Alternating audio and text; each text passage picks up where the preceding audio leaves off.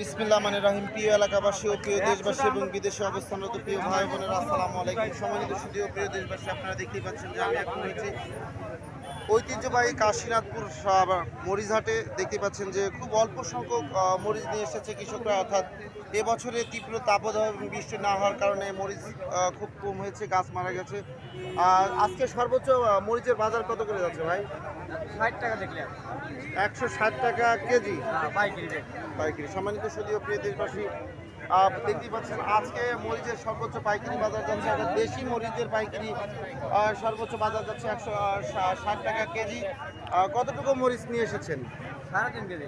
3.5 KG. কতটুকু জমি আবাদ করেছেন? ওই অল্প 1.5 বিঘে মরিচ লাগাইছি। 1.5 বিঘেতে মাত্র 3.5 কেজি মরিচ নিয়ে এসেছেন।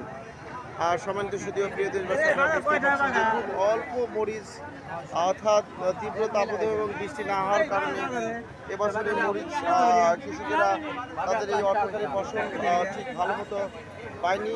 অর্থাৎ সম্মানিত সুধী ও প্রিয় দেশবাসী, আজকে মরিচের সর্বোচ্চ বাজার কাশীনাথপুরের হাটে, অর্থাৎ আজকের এই বৃহস্পতিবারের হাটে মরিচের সর্বোচ্চ বাজার যাচ্ছে 160 টাকা কেজি। আমি আপনাদের মাঝে আবারও ফিরে আসবো ইনশাল্লাহ। আসসালামু আলাইকুম রহমতুল্লাহ।